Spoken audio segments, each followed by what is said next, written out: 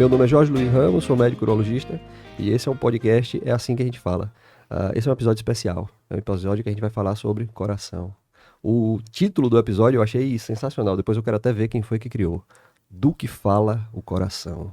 Então provavelmente hoje a gente vai falar de amor, de romance, de paixão, não é isso? Então, já Depois que do nosso último tema, né? Pois Por que é, não? é isso aí, do que fala o coração, é bonito, né? Então provavelmente você trouxe o quê? 2 conselheiras amorosas, né, Carol? Já trouxe a coach de relacionamento, agora... Então, nós trouxemos Stephanie e Úrsula, que são cardiologistas, que a gente gosta muito. São parceiras que estão com a gente no dia a dia do consultório, para a gente tirar dúvidas do que é a cardiologia. Se você conversar com um leigo, qual é o órgão mais importante do corpo? Se você conversar com um médico, ele sempre vai dizer que é o que ele trata. Né? Não é isso? Mas se você conversar com um leigo, qual é o órgão mais importante? Todo mundo vai dizer coração. Isso é um fato. Se vocês pudessem, mais ou menos, organizar para os não médicos ou para os não profissionais de saúde, grosseiramente, a fisiologia, como é que o coração funciona, qual é a função dele, anatomicamente, o que é importante a pessoa saber, o que é que vocês acham que é importante nisso aí? Essa coisa, assim, romântica do coração, no final das contas, afeta, né? E tem importância. Então a gente não vai falar hoje de romance. A gente não vai falar de romance, mas o coração realmente concentra as emoções. É porque, na verdade, somatiza muito, né? É palpitação, é uma dor no peito. Então as pessoas têm esse imaginário, e com 2 né? apaixonadas pelo coração, né? Então não tem como não falar. Tem essa fantasia. Mas na real, ele é uma bomba que fica bombeando o sangue pelo corpo da gente. E é importante que ele é um órgão oco, porque vai entrar sangue ali para bombear. Por um lado, que é o lado direito, vai para o pulmão para oxigenar e volta, e pelo lado esquerdo vai para o corpo para oxigenar a circulação geral do corpo. O coração, enquanto fisiologia, se a gente pensasse assim, ele participa de 2 circulações, né? Diga aí, Stephanie, uma circulação, a pequena circulação e a grande circulação.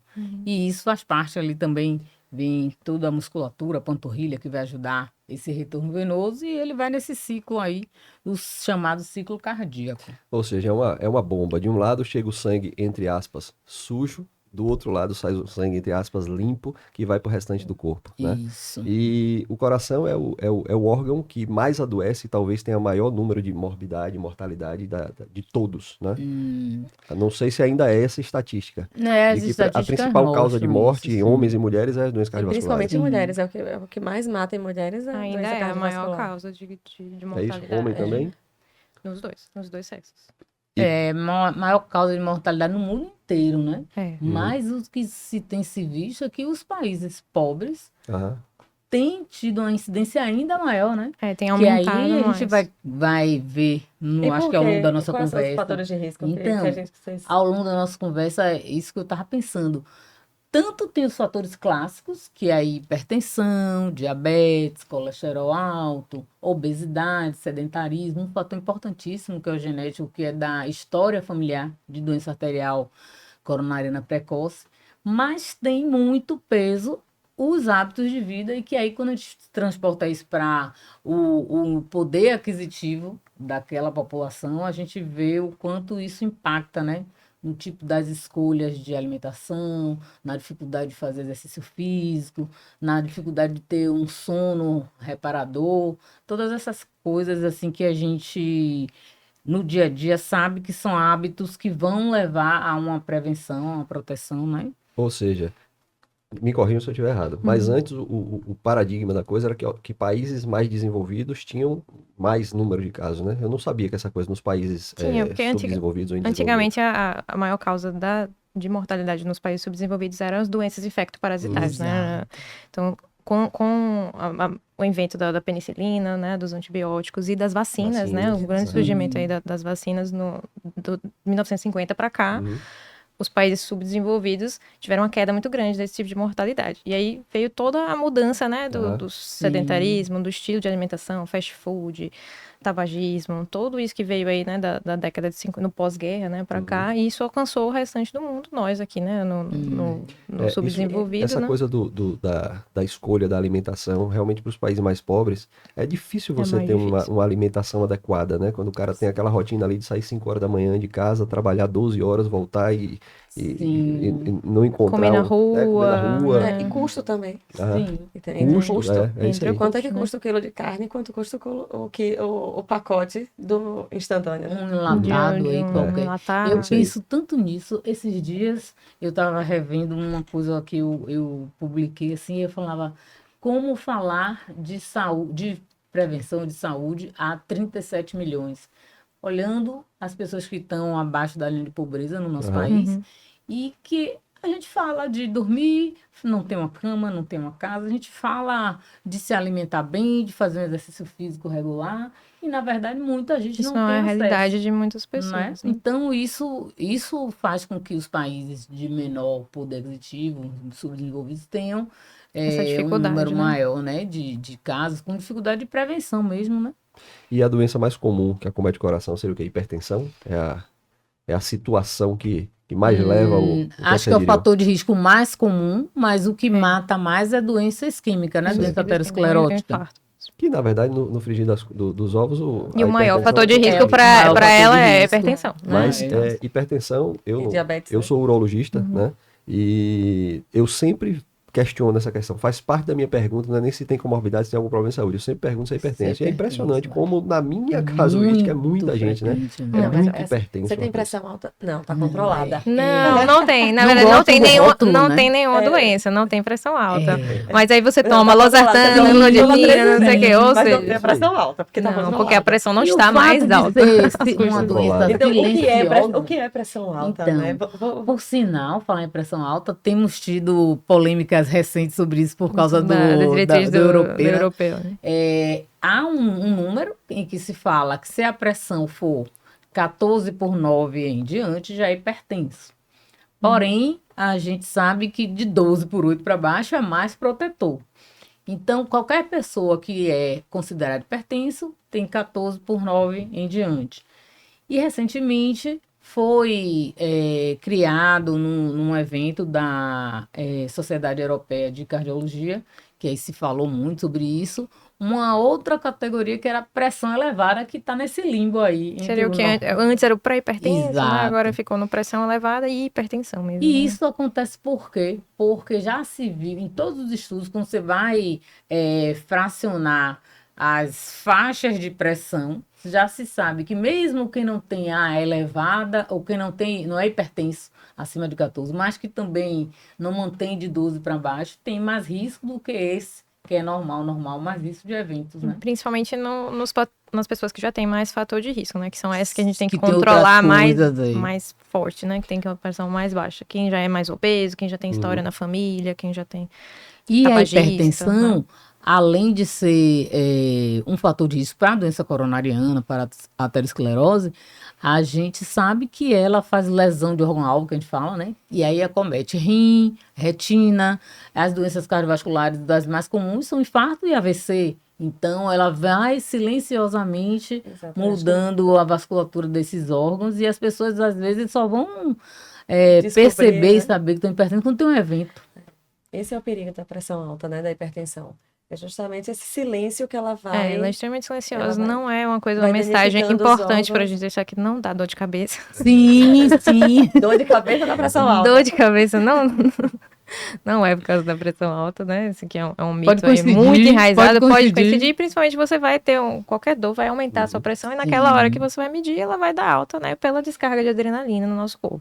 Então não é um sinal, a gente nunca deve esperar, né? E Que esperar isso é isso, um conceito né? que a maioria das pessoas tem, né? Muito, Acha que todos o primeiro sinal de hipertensão é a dor de cabeça. dor de Sim. cabeça. Por um lado é até bom, porque o cara sente a dor de cabeça, vai no E cardiologista. vai no e cardiologista, resolve as coisas, né? exatamente. Muito, Mas é a muito gente vê Então- muitas pessoas que dizem assim, não, mas eu não sinto nada. Mas eu não sinto nada, não é possível que Aí a minha acha que não pressão tem esteja nada. alta, né? Mas, na verdade, a pressão, ela é silenciosa, ela só vai dar sinais quando ela tiver uma lesão de órgão-alvo, que são lesões, assim, importantes, né? A maior causa, por exemplo, de evolução para diálise é a Exato. hipertensão, né? Hipertensão e A diabetes insuficiência são... renal crônica, né?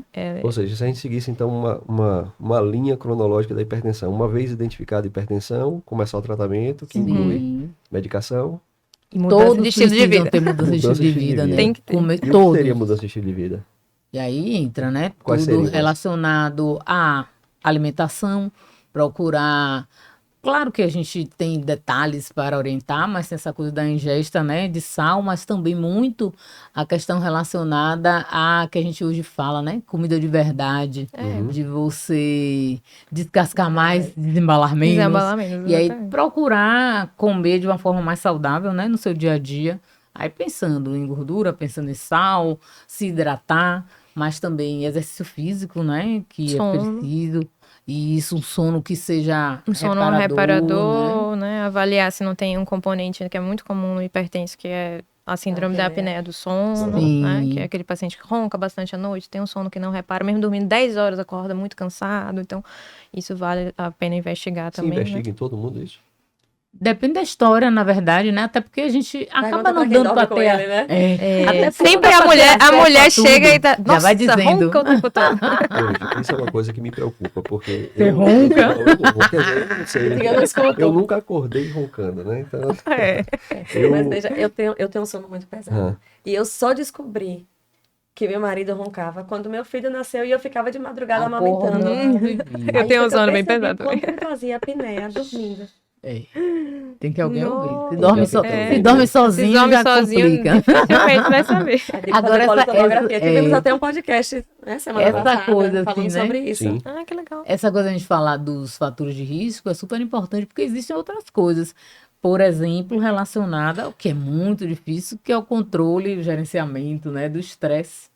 Que a gente hoje cada vez mais tem falado nisso, né? As pessoas tentarem medidas de relaxamento, tentativas até, né, de meditação. Meditação, fazer a coisas própria que- religião a também, religião, tem uma espiritualidade, né? espiritualidade, Tem está muito em falado alta, muito, né? Isso, e uma forma de você lidar melhor com as situações estressantes, porque isso Porque o impacta também, o né, estresse na crônico saúde. impacta nas nossas artérias, né? Ele realmente faz mais lesão, né? Na camada das artérias, então predispõe mais a eventos mesmo, né? E na de pressão infarto, na também, pressão. não é à toa que as pessoas às vezes dizem, minha pressão é emocional, eu falei, é de todo mundo. Todo mundo. Minha pressão não é alta, mas quando eu me estresso, ela sobe um pouquinho. Eu sempre Aí pergunto, eu e a pergunto, senhora e se estressa muito? eu Todo pergunto, dia. Se estressa. E não sabe o perigo que é justamente esse pico, né? É mais Esses perigoso do que a estresses pressão alta o contínuos, tempo né? inteiro, um pouquinho alta. Não é... Aliás, os dois fazem mal, mas o pico Sim. é o que solta, é o que vai fazer o infarto, é o que vai fazer o AVC. E a gente precisa ter cuidado. Mas e aí? Vai ficar todo mundo desesperado? Medindo pressão de quem tem 3 anos de idade, 4 anos de idade? Não. A partir de que idade a gente começa a se preocupar com isso? Hoje já se sabe que crianças também precisam ter sua pressão aferida, mas aí uma vez no ano. No ano, na né? consulta de pericultura, né? Normal, com pediatra. Os indivíduos, após os 18 anos, costumam, né, medir em cada consulta, normalmente, mas quem tem mais cuidado com isso são as pessoas que já têm uma história familiar, mas quando você vai em cada consulta medir, você vai acabar flagrando em algum momento se essa pressão estiver alta. Embora a gente, na cardiologia, também lide com situações que você tem mais dificuldade de diagnosticar. Existe a chamada hipertensão mascarada, que o paciente chega para você, sempre, não sei nem como eles conseguem, como essa fisiologia acontece, mas vai para o consultório e tá boa a pressão e você só descobre fazendo um mapa, fazendo uma outra monitorização, né, em casa.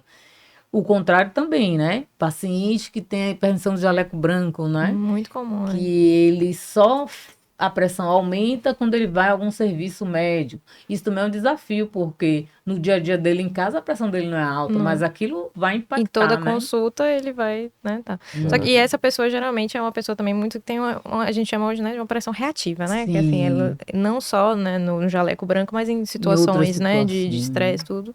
Então, se ela é uma pessoa que tem estresses constantes, geralmente ela vai reagir da mesma forma, né? Então, assim, a longo prazo sabe-se que a hipertensão do jaleco branco não é tão benigna assim, né? Não, mas é só quando eu vou no médico. Mas você passa aí 5 anos, geralmente essa pessoa da hipertensão do jaleco branco, ela vira, né, E é importante a hipertensa. gente chamar essa atenção, que o Stefano está falando, porque as pessoas ficam achando que aquilo não é uma hipertensão. Não. É só nessa situação que eu dei.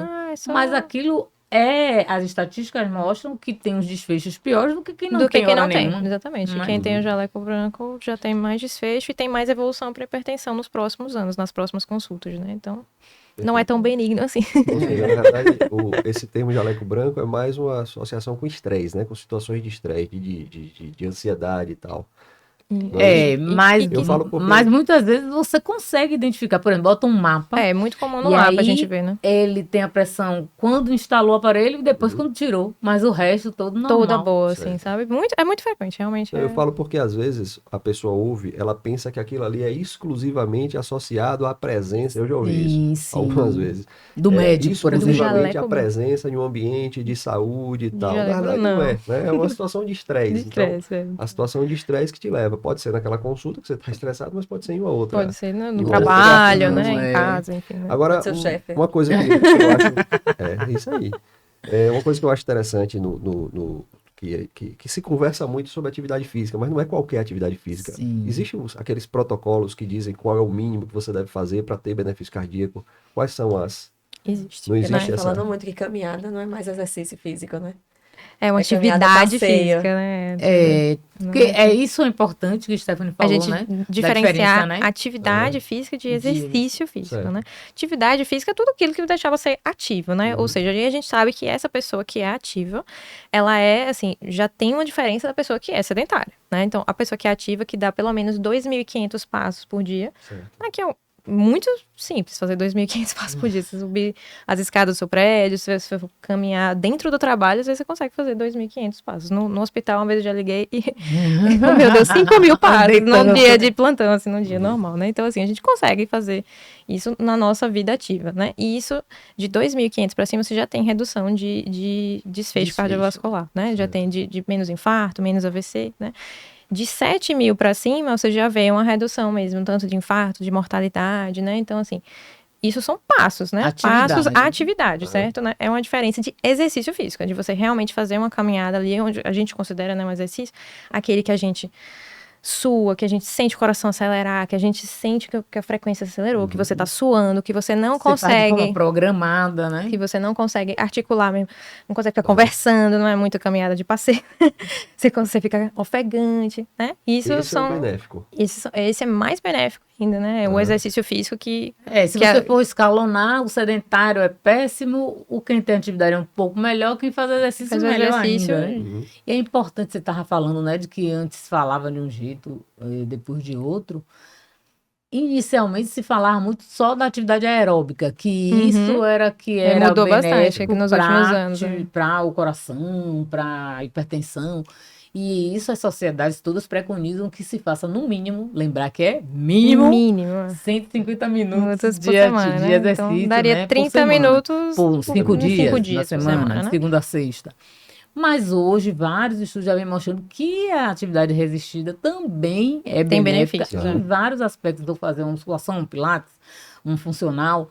Inclusive, isso impactando em funcionalidade, longevidade, até mais do que a atividade aeróbica, né? Porque você exercita mais a musculatura e a gente sabe que a questão da perda muscular ao longo da vida é um impacto que isso aí ajuda a reverter, impacto em fraturas, em fragilidade, né? Pensando na população, né, que está envelhecendo mais, né? E também tem vários estudos dizendo, né, como a musculação, por exemplo, né? Tem estudo recente, né, saindo do ano passado, de como está ajudando no controle da pressão, né? Então, assim, né? Controle de pressão, redução de evento. Então, o ideal, né? A sociedade preconiza que você faça pelo menos 2 dias, né? De musculação, de um resistido por semana, e o restante da semana seria com aeróbico. A gente fala... Aquelas pacientes que dizem, mas eu não gosto de musculação. Veja, eu também não gosto de pagar boleto. É coisa da vida. Eu também não gosto de tomar remédio. Essa coisa, as pessoas chegam muito dizendo, não gosto. Primeiro, resolva, entenda que é necessário fazer exercício físico. Ponto. Agora, óbvio que você pode escolher fazer que você goste mais. Porque tem gente que fala assim, eu não gosto de academia. Você não gosta, vai fazer em outro lugar. É academia pilates, a musculação, eu não gosto de café. Vá fazer uma outra coisa. Mas hoje não tem como a pessoa ficar fugindo e dizer, não gosto. Não interessa, você quer se cuidar, você quer viver mais. Vai ter que fazer, gostando ou não. Eu resisti durante muito tempo a fazer atividade física. Eu já falei isso aqui em outro podcast.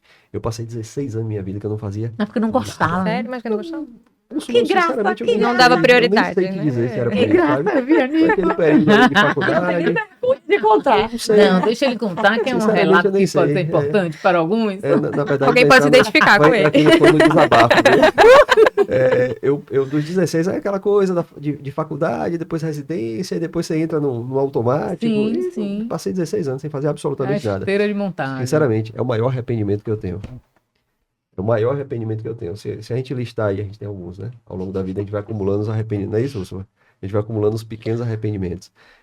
Se eu botar nos 5 arrependimentos maiores que eu tenho, um deles é ter parado de fazer atividade física. E aí, hoje eu, felizmente, tô regular, né? Tô fazendo regularmente. Última vez que eu citei isso, o professor da academia até falou: rapaz, você não disse que você faz musculação comigo, faço musculação com o professor E os benefícios. Pra mim é sanidade mental. E os benefícios. Eu adoro também. Tanto questão de saúde mental, até essa coisa a gente falar, né? De gerenciamento de estresse, de você ter bem-estar, questão de socialização também, por que não, É um né? tempo que você tira pra você e só você pode fazer aquilo por momento você. seu, Exatamente. Ninguém pode fazer por você. É um momento É o seu só momento. você se conectando com você mesmo. E você assim, fazer o né? bem pra você. Acho que esse Acho que é tem um importante. retorno muito bom pra espiritualidade, Sim. pra autoestima. Eu acho também que é geracional, né? Então, acho que agora a gente vai ter populações que levem isso mais, assim, como uma regra, né? No dia a dia, de incorporar realmente na rotina. Tá mudando. Eu costumo falar muito que, assim como todas as atividades a gente faz, a gente não coloca o exercício físico na agenda. E eu comecei a fazer realmente regular depois que eu fiz isso. Tipo, eu tenho um horário tal. Esse horário é o horário da musculação. Esse horário é a minha Inegociável, né? corrida. E acabou.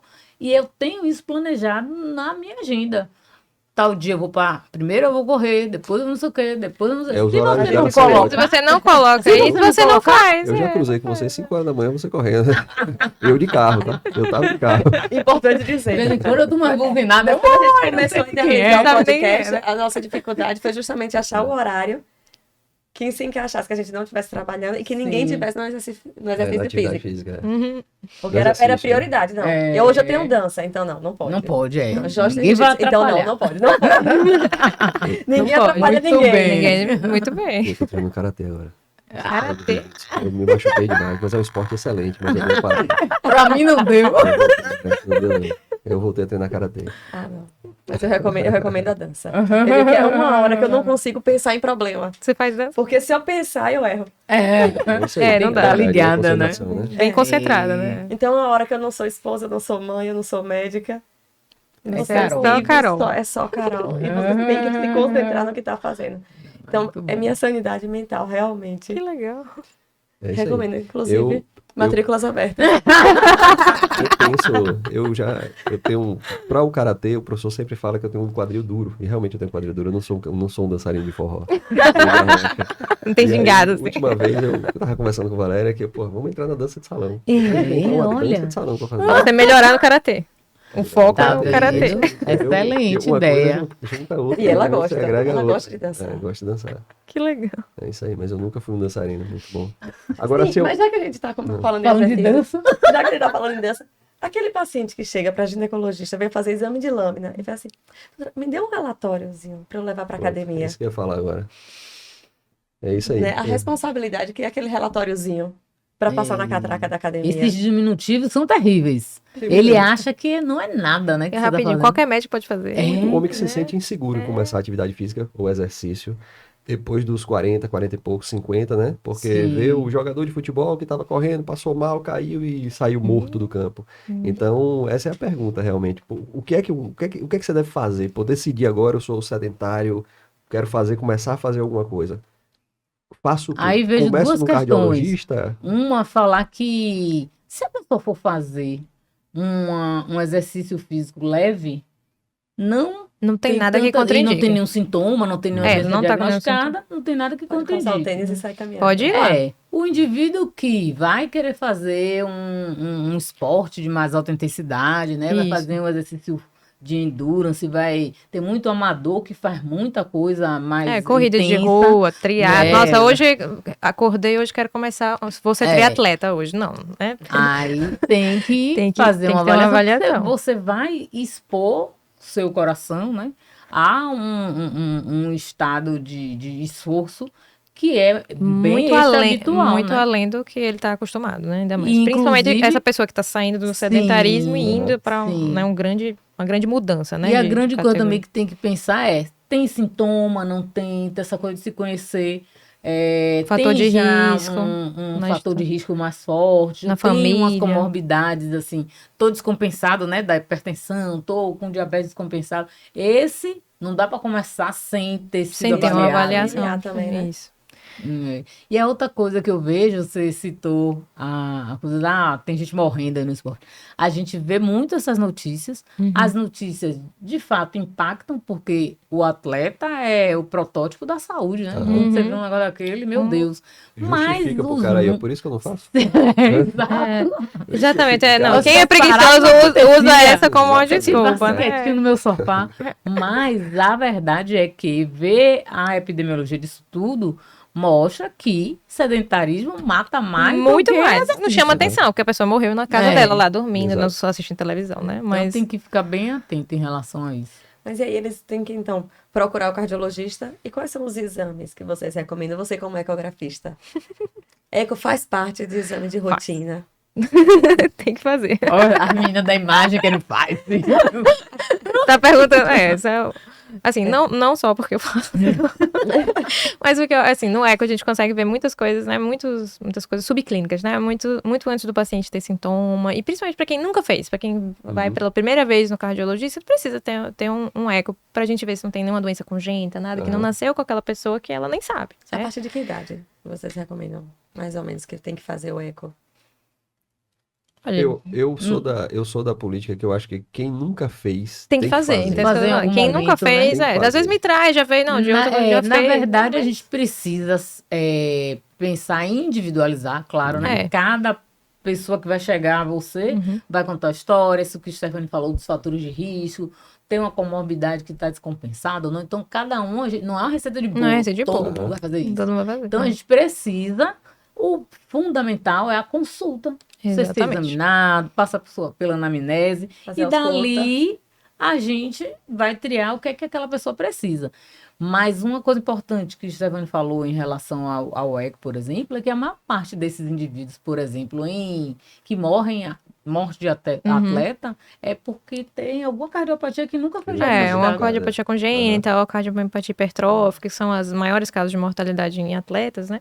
Elas são, na maioria das vezes, diagnosticadas com o ecocardiograma. Então, assim, na maioria das vezes, elas são assintomáticas até um certo ponto. Então, assim, realmente é importante nesse sentido. E né? Mas essa individualização, rastreamento. De rastreio, e essa né? individualização vai ser importante porque, por exemplo, para os indivíduos jovens, o que mais mata são essas cardiopatias congênitas, doenças relacionadas a arritmias, mas para o indivíduo mais velho, é doença coronária. Doença Então você vai coronária. investigar um para Outras um lado, coisas, pro outro, então, assim. entendeu? Em relação a, talvez, a causa que a gente já conversou no início, né? A causa que mais leva a óbito é o infarto, né? Doença isquêmica. E existe uma questão relacionada aos sintomas da doença isquêmica. A maioria das vezes, aquela percepção que se tem de, pô, tô sentindo uma dor no peito, não é cardíaca, né? E isso talvez chegue muito até em uma urgência. Então, o que é que vocês me dizem disso? Tem associado aí, eventualmente, tem causas gastro... Muitas tem coisas, né? várias causas. Quando as Torácica pessoas chegam relacionada à com dor torácica, musculatura. geralmente ficam Dor bem torácica, na desesperadas, verdade, né? abre-se um leque de Não, uma aí eu série falo, de coisas, gente, né? tanta coisa que tem no seu tórax. Você fala assim, meu coração tá doendo. então, Eu falei, não sei se não é sabe teu coração, eu tenho que Porque ver. são muitas estruturas. muitas- Então, como você falou, causas gastrointestinais, causas osteoarticulares, muscular, vasculares e outras coisas, não são necessariamente coração, embolia pulmonar, problemas na própria aorta. No coração, a gente tem outros problemas que não as doenças isquêmicas, doenças valvares, estenose aórtica. alterações como cardiopatia hipertrófica. E tem as causas isquêmicas que realmente são as mais comuns. Mas quando você pega um paciente com dor torácica, você precisa fazer esse diagnóstico diferencial, né? Tem muitas coisas, né, que podem causar dor, né? Assim, o que seria interessante saber, assim, mais ou menos como que é a dor, né? Mais típica do coração, né? Ela é E difícil. qual seria a dor típica? É o que ela vai falar. Essa Essa é a questão. essa é a questão. A dor típica de doença isquêmica. Nem toda doença. Aham. Como toda coisa na medicina, ela tem o típico, né? E tem o atípico, né? Então, assim, a gente, claro que vai ter várias nuances, né, dessa dor. Mas a dor mais típica é uma dor, né, em aperto, né? No centro aqui do peito, geralmente um pouquinho mais para a esquerda. É uma dor apertada, doída, assim, difícil explicar, né? Mas é uma dor, assim, visceral, né? Uma dor geralmente intensa, acompanhada de outros sintomas, como suor frio, como náuseas, né, mal-estar, às vezes Falta de tontura, ar, dispneia, né, falta de ar, né. E geralmente é uma dor que ela piora quando a gente, né, tá fazendo algum esforço, né, ela muitas vezes surge durante o ato sexual ou durante subir uma escada, uma ladeira, teve um estresse emocional muito comum também, né, e ela melhora quando você senta, você tá em repouso, você respira fundo, enfim, né? Então, assim. Ou seja, não é aquela dorzinha que o cara chega a pessoa, tô com a dorzinha aqui no coração, né? Não é. E, Não é e essa, geralmente né? é uma dor Geralmente curta são também, assim. atípicas, Dificilmente ela é uma né? dor que se Aham. prolonga muito. Sim. Quando a gente tem uma dor, né? Quando a gente pergunta, mas quando começou essa dor? Já tem uns 3 dias que tá então, doendo. Provavelmente, Não, possivelmente não é coração. Possivelmente não é seu coração. A dor do coração não é tão contínua, assim, né? A não ser que você seja muito sortudo, né? Teve um infartando há 3 dias e não teve nada, morreu não ainda. morreu, né? Então, assim. Mas né?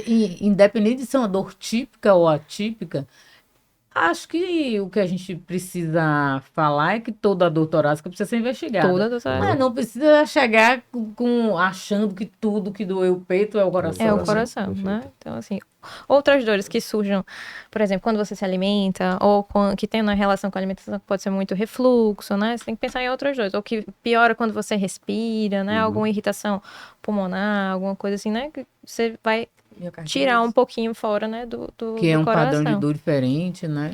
E vocês acham que isso é uma coisa que eu também ouço sempre? Vocês acham que nesse período agora, de 3 anos para cá, aumentou o número de jovens, não vamos nem dizer jovem de 20 e poucos anos, mas pessoas de 40, 40 e poucos tendo esses eventos cardíacos agudos e morte e tal, Pós-Covid. que é pós-Covid? O que é que vocês acham? Isso é uma pergunta polêmica, né? É. Porque entra aquela questão que às vezes tem gente que chega com Com a ideia de que é a vacina, né? afirmando de que é a vacina e tal, né? Qual a causa exatamente? Você viu que Com eu lancei- certeza não você é a viu que eu comecei vacina, a né? polêmica devagarzinho Olha, pelas beiradas. Ele foi. Vamos ver se Mas você ele- Sorrateira, É. Vamos ver sorrateira. como é que vai ser a recepção. Na né? verdade, de fato, o número aumentou. Mas a gente atribui isso, voltamos à questão de hábito de vida, a gente atribui isso muito mais. Há muito mais tempo de sedentarismo, há muito mais fast food, há muito mais hábito ruim do que propriamente. Porque não foi só da pandemia para cá. Então, mas né? eu não sei se vocês estão com essa impressão. A gente está em 2024, a pandemia foi em 2020, mas tem vários pacientes, não sei, no meu consultório, pelo menos assim, não sei se vocês estão vendo, mas a última vez que eu fui fazer o exame foi antes da pandemia. Tudo era antes da pandemia. Eu falei, meu senhor, a pandemia tem 4 anos já, né? Foi ontem, né? Eles falam como se tivesse sido assim, ano passado, 5 meses atrás. Não, tem muito tempo, né? E nesse muito tempo, muita gente ficou sem ir no médico, sem fazer. Muita gente ganhou peso, quase assim, é muito comum, né? Tem muito paciente que vai para avaliação de bariátrica, tudo, que todos eles relacionam assim que foi esse ganho aí de ter ficado em lockdown, não pôde fazer exercício. Aumentou muito também, né? A questão da saúde né? mental piorou muito, né? Depois da pandemia, tem Isso vários impacta trabalhos sobre demais. isso que, assim, aumentou bastante o número de crise de ansiedade, de depressão, né? Então, assim, isso tudo acho que relaciona com essa piora, não a vacina. Sim. Beleza, fechado. Se a gente for listar, então, os principais fatores de risco são hipertensão, diabetes, tabagismo. Diabetes e tabagismo eu vou deixar aqui, porque a gente não vai entrar nessa discussão hoje. E dislipidemia, colesterol aumentado, triglicerídeo, e aí? Isso realmente é uma coisa, também, né? sedentarismo, isso é uma coisa que E a leva-se em história familiar? consideração, História familiar. essa questão relacionada aí a colesterol, triglicerídeo, o que é que vocês me dizem? Porque isso é uma coisa que impacta muito o leigo, digamos assim. Sim. Porque o cara, ele é uma taxa fácil de você identificar, né? Você faz lá no exame, você vê aumentado, e o cara chega tenso por conta daquilo ali. Ou às vezes é uma coisa que se ignora muito, Muito. e tenho 10 anos, não, tenho 10 anos de colesterol alto, e aí? Vale a pena Isso eu dar sempre valor a tive, isso? tem É. muito tempo que eu Isso é- tenho. isso E já a é gente meu. sabe que chegando na menopausa, começa a subir mais Piora, colesterol. né? Pior. Na verdade, o que a gente... É fato que dislipidemia é um fator de risco para doença cardiovascular. E aí pensar não é só infarto, angina, pensar em AVC também, que a gente tem no nosso país um número enorme, né? De AVC, que é o derrame, né? Conhecido. Só que não é propriamente a gordura ali apenas. É todo um fator de inflamação que fica no corpo e que isso vai fazendo uma cascata. O endotélio, né? Exato. Isso, a inflamação, né? Exato. Então, o endotélio fica que é a camada de dentro do vaso e aí vai recrutando, né? Vai agregando essa gordura e vai formando a daí gordura. Sai o colesterol bom, o colesterol ruim, né? Se você tem um endotélio adequado, não vai ter. Sim, não vai formar a placa, coágulo, enfim. E aí volta para atividade física, alimentação. Estresse. Mas claro que as pessoas que já têm essas comorbidades, além, como a gente falou no início, quando você falou da hipertensão, que a primeira atitude é a mudança de hábitos, mas essas pessoas precisam estar com suas taxas dentro das metas, né? Lembrar que, eu sou hipertensor diabético, sou dislipidêmico, e eu já estou fazendo tudo, não estou mais comendo isso, mas às vezes você precisa ser medicado. Precisa da medicação. Precisa seguir direito a orientação, né? Mesmo você fazendo tudo direitinho, tem a questão genética, tem a questão, assim, do próprio envelhecimento mesmo, né? A gente vai usando cada vez menos o colesterol quando a gente vai envelhecendo, isso é um fato, né? O nosso metabolismo vai ficando mais lento, a gente vai queimando menos. E mesmo que você, mas eu não como nada com gordura, como que tem colesterol? Porque o seu próprio corpo produz ele. Então, assim, você vai ter colesterol, né? O vegetariano tem colesterol também, né? Então, assim, a pessoa tem que ter a noção de que, assim, chega uma hora que, poxa, ela faz tudo direitinho. Tem paciente que é atleta, que faz tudo, e mesmo assim toma a estatina, né? Precisa usar a medicação, né? A medicação tá ali para lhe auxiliar, para fazer o que o seu corpo não conseguiu fazer com atividade, com alimentação. Como é que a gente explicaria pro pessoal essa questão desse conceito de colesterol bom, colesterol ruim? Isso é uma coisa que gera também muita dúvida. Na verdade, todo mundo acha que entende um pouco, mas só repete. Colesterol ruim, meu colesterol é bom ou meu colesterol é ruim? Total é bom. O total é ruim, mas é porque o bom tá alto. O bom tá alto. É porque o colesterol, ele é formado por frações, vamos dizer assim. São algumas frações, mas as mais populares, mais conhecidas, tem a siglazinha lá HDL, que é de high, de alta densidade, e a LDL, de baixa, de low, né, do inglês, de baixa densidade. E o que se sabe é que a partícula boa, considerada colesterol bom, ela é como se fosse uma detox ali, né, da gordura, ela não deposita no vaso, ela não se deposita na artéria. Nos vasos. Enquanto que a outra ela ajuda a levar de volta. Ela leva e aí as partículas de gordura vão se depositar no vaso por conta disso. Ter o colesterol alto, o colesterol total alto, as custas de HDL, muitas vezes, dependendo da situação, é até protetor. É uma situação de proteção. Mas o ideal é estar com todas as taxas, exato. Estar com todas as taxas dentro do normal, né? Quase sempre o perfil mais comum, né, que a gente vê no consultório é o paciente que tem o LDL, que é o ruim alto, e o HDL baixo, né? Quase sempre, ou seja, o protetor tá baixo e o ruim é que tá sozinho. O triglicerídeo também entra aí, só que ele não é uma partícula, via diferente. Ele, inclusive, é mais afetado pela dieta rica em carboidrato. Né? Bebida alcoólica, né? E aí tem uma relação grande com pré-diabetes, né? Com o aumento glicêmico. Com síndrome metabólica, com a síndrome metabólica, né? Geralmente a pessoa que tem o triglicerídeos alto, na maioria das vezes, é o paciente ali da síndrome metabólica. Aumento de gordurinha abdominal, tem pré-diabetes, né? Tem esses aumentos das taxas aí. Mais por esse contexto, não é ele que entope mesmo as artérias como o aproveitei esse gancho da gordura abdominal. Esses dias eu atendi um paciente que falou assim, eu sou tão magrinho, eu realmente tenho essa barriga, mas eu sou... E realmente ele tinha as pernas, os braços finos, mas tinha um abdômen... Veja, tá gordo, aí tem gordura nessa barriga. Então, se você mede a circunferência abdominal, então é uma coisa fácil da gente se medir, da gente saber nossos números. Para mulher, a maioria das escolas preconiza até 88 centímetros, para homem 102. Sim. Isso representa gordura visceral, que vai ser mais danoso para você ter mais inflamação, ter síndrome metabólica, ter mais risco cardiovascular. Então tem sim que tratar a barrigona. A barriga é um problema, né? Sempre. Depois dos 40 é difícil.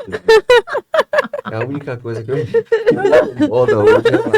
Não é a careca. Não, careca não tem demais. Libertador, né, cara? Pois é, mas a barriga é difícil. Pô. A barriga, a barriga você pode mudar a alimentação, você pode fazer... É difícil Quando o mesmo. tempo passa, vai ficando mais Quando difícil a gente ainda, vai né? ficando mais velho, Né? depois dos 30, É o realmente. depósito, Não, aí o depósito de gordura quando tem 30 de depois. É, 40. Ixi, eu tô até com medo nos 40, socorro. Nos 30 eu já tô Essa aí. sofrendo. Carol, você conhece o nosso momento cartinhas? Você sabe que eu queria estabelecer como um momento cartinhas, né? Muito cadinho. Eu vou ler uma pergunta, tá? E aí vocês podem até fazer A pergunta é uma pergunta seca. Realmente como chegou. Vocês podem fazer um Certo. preâmbulo para isso. Sempre tive a pressão baixa. Qual remédio eu devo tomar? É uma mulher, tá? Uhum. E aí? Pressão baixa. Não, minha pressão é baixa, isso é uma doença. Muitas pessoas têm essa queixa, mas não é a maioria. Uhum. A maioria, A maioria é pressão. o problema é hipertensão. E aí a gente costuma dizer que a pressão baixa é melhor do que alta. Se você está com a pressão baixa, fique quieto, Você tá porque, mais inclusive, protegido, né? mais proteção. O problema da hipotensão, se realmente é uma pressão tão baixa, é sintoma. Então, se chega a uma pressão tão baixa que chega a pessoa a ter mal-estar, né, tontura, passa mal por Sonolência. causa daquilo, aí pode ser necessário tratar, mas é muito difícil precisar Muito difícil. tratar uma Pode investigar hipotensão. um E uma- ferro, uma vitamina. O mais Pode- importante é investigar a causa, né? Assim, seria, Exatamente. por exemplo, se fosse uma pressão baixa, a causa na cardiologia, né, mais comum de pressão baixa seria ter uma insuficiência cardíaca, né? Ter Pede um beta também, coração pode ser pra... gravidez. Pode ser um beta, pode ser uma anemia, uma Insuficiência doença da cardíaca. É um tema que a tireoide. gente pulou, né? Sim. Até porque a gente se apega muito a essa questão de exercício físico, sedentarismo, hipertensão. Quer fazer algum comentário sobre insuficiência cardíaca? A insuficiência cardíaca. Não é um nome tão popular, né? As pessoas não conhecem. Seria, na verdade, uma incapacidade ou uma dificuldade do coração de fazer bombear o sangue, fazer o trabalho dele. fazer aquele né? trabalho que a gente falou antes, No né, da início, fisiologia, isso que aí. seria bombear. E isso tem várias causas, desde até as doenças aterosclerosas, um infarto. Que pode- são a maior causa, Aham. né? Exato, de insuficiência cardíaca. A principal causa é infarto. É o...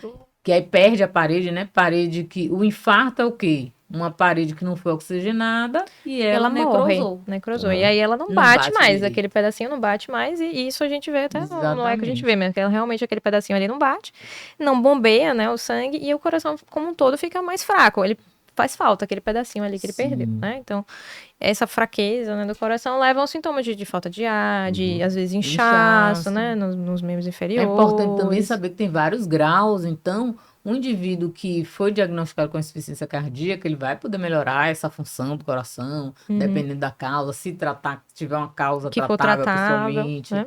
E isso precisa de um acompanhamento, de fato, é uma situação preocupante, que a gente tem um olhar assim mais cuidadoso, porque envolve toda a hemodinâmica, né, do paciente, e aí pode começar a complicar rim, complicar outros órgãos por causa da deficiência Dessa de deficiência, né, oxigenação. da bom. E a gente tem um grande fator de risco, e é doença de Chagas, né? Sim. Ainda no Brasil diminuiu muito, né? É. Graças a Deus, né? Nos últimos anos, mas a gente ainda vê muitas sequelas, né? Principalmente no SUS, né? No sistema público, a gente Sim. ainda vê bastante, né? Na região Nordeste, que a gente E tem a interior doença já tem muita reumática casa de também, né? taipa, Que né? é, Interior que da é- Bahia tem muita casa de taipa ainda. Tem ainda as consideradas áreas endêmicas, né? que tem tanta doença reumática, são as doenças mais aqui, né? Dos países subdesenvolvidos, que são as doenças reumáticas, né? Que afeta muito as válvulas. E a doença de Chagas. E geralmente a doença reumática, a causa seria as mais Infecção frequentes. Febre por reumática, beta-hemolítico, infecção de Geralmente são mais- garganta na é, infância. sequela infecciosa, É, né? uma complicação. É como se fosse uma complicação na válvula do coração. Porque de um- tem os depósitos da Perfeito. resposta imune a essa Imunológico, bactéria. Aí deposita geralmente nas válvulas Uhum. cardíacas e aí Geralmente pode alterar o funcionamento dela. Tipo, não abre bem ou não fecha bem. E isso vai Isso comprometer atrapalha, né? A função de bomba aí funcionamento do todo coração. né? Ou seja, insuficiência cardíaca não é como uma hipertensão que você vai ao consultório, não sente nada e vai identificar a hipertensão e a partir daí você tratar. Geralmente, insuficiência cardíaca, o paciente já tem Já tem um fator Depende do de grau da risco. insuficiência cardíaca. As insuficiências mais leves a gente às vezes encontra em exames, né? Sim. Isso Sem antes ter dela uma- gerar, sem ter um sem ter sintoma, um né? sintoma mais E pronunciado. hoje a gente já conhece a entidade que é o indivíduo que tem um tipo de insuficiência cardíaca que ainda não chegou nesse ponto de alterar a função mesmo, assim, de bomba do coração, mas a parte dele, vamos dizer, De já basal, adaptação ali, né? já está comprometido. E isso hoje, inclusive, é chamada também de insuficiência cardíaca, né? A gente pega muito, meu Perfeito. paciente. Agora eu canso quando eu saio do sofá para o banheiro. Eu canso quando eu escovo o dente. E é uma história natural da insuficiência cardíaca, quando passa até essa, que a gente fala que é a insuficiência sistólica, né, da contração. Eu subi a ladeira e não consigo mais subir a ladeira. Exato, vai exatamente. sendo progressivo, Ela é né? progressiva. É. E uma coisa importante que a pessoa precisa equilibrar a insuficiência cardíaca, ficar compensada a maior parte do tempo, é que a gente também, a literatura também mostra que quanto mais essa pessoa descompensa interna, pior o desfecho dela, de ter mais morte mais precoce, né? Vamos para a Perfeito. segunda cartinha? Segunda cartinha. Posso? Fica à vontade. Tenho pressão alta. Querem cortar meu sal todo. Tá errado. Depende. A gente tem uma recomendação, né, de que assim, a dieta, ela tem que ser redução de sódio, né? Mas ela não Sim. pode ser assódica, não pode não ter sódio, certo? A ausência de sódio faz mal, né? A gente sabe que o organismo da gente vai tentar fazer o quê? Reter o sódio, porque se você não tá botando nenhum sódio pra dentro, ele vai, a resposta dele vai ser reter mais o seu sódio lá, mudar o seu rim, tudo para que você retenha o sódio, e isso vai fazer o quê? Aumentar a sua pressão e ainda desregular mais o sistema que é a maioria dos remédios, né, age nesse sistema do rim, né, do controle de sódio, de potássio ali que a gente faz. Então, assim, não é bom não comer nenhum sódio. A gente tem uma recomendação. Mais uma vez, tem a que coisa da diminuir. individualização, né? Um vai precisar restringir um pouco mais, outro um pouco menos.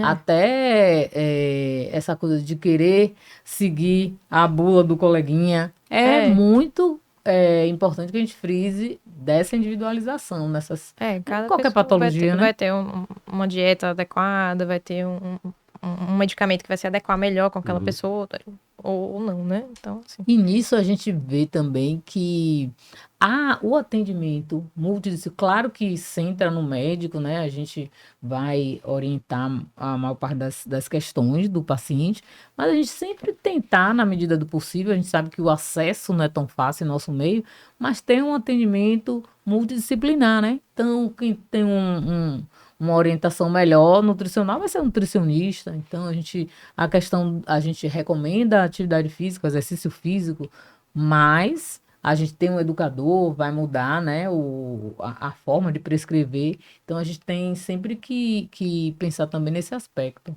Para a gente entrar numa reta final, não sei se vocês concordam com essa afirmação. Quem nunca fez nenhuma avaliação, primeiro especialista que ele deve procurar é o cardiologista.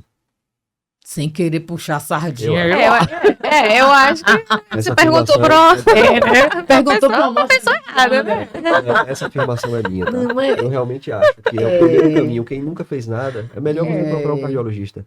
Porque talvez as coisas mais extremas estejam aí relacionadas à cardiologia, Eu acho né? É o Não grande são mais clínico. extremas. É, Eu acho que eu também acho. são as coisas mais comuns, né? O que a gente sabe tratar. E assim, é. na verdade, né? Nós todos como cardiologistas, na nossa formação, a gente Clínica, também é um né? clínico, né? É. E justamente para a gente pegar toda essa gama de pacientes que vem para a gente com queixas diversas, com coisas que não tem a ver com o coração, né? A gente acaba sabendo tratar muitas coisas, né? A gente, eu acho que para um primeiro contato com a saúde, assim. Vocês estão vendo que 1 hora é pouco para falar. A gente, O coração fala muito. a gente fala o coração. Então fala muito. Depois eu vou E querer. muita mulher junto. Fala Pronto. mais Aí. Poder entrar na questão de amor, de paixão. Tá de vendo romance, o né? lado filosófico não e deu emocional da coisa. Não deu tempo disso. Stephanie, onde é que o pessoal te encontra? Rede social, consultório? Fica à vontade. Você sabe, só um parêntese, você sabe que Stephanie é a madrinha desse podcast, né? Porque nos primórdios de tudo, o padrinho é o esposo dela. Que foi o cara que eu comecei a discutir sobre fazer o podcast, As o que a gente opiniões. faria, o formato de ter 2 homens e 2 mulheres e tal. Essa foi a... Então, eu não sei se você já assumiu o seu título de madrinha. Não, eu apoiei muito. Agora sim. É a madrinha do Acho podcast. que Onde é que o você pessoal Não te pode encontra? recusar convite. Nossa, não, Isso aí. jamais. Não, Foi bem mais ela tranquilo do que eu realmente- pensei. O convite foi de imediato, o aceite foi rápido. Não tem como negar, né? Mas onde a gente encontra? Você, se eu não me engano, é cardio.stephanie no Instagram, você tá Isso, dessa forma, né? cardio.stephanie.andrade. cardio.stephanie.andrade. Com TH. Ixi, tem que ser lá. Stephanie, como é que você escreve Stephanie da maneira mais complicada? é isso. S-T-E-P-H-A. N-I-E. É mesmo? A forma mais Vamos- difícil você escreve. A forma Bota Como cardio diria minha ponto. mãe, é o original. Cardio ponto vai achar. Pronto. Pois é, ou então de repente o Instagram dela devia ser cardio.ste, né? Seria mais fácil. pra Mais pessoa encontrar, fácil, mas tudo bem. E você, Úrsula? Meu Instagram também, então, ursulaburgos.cardio.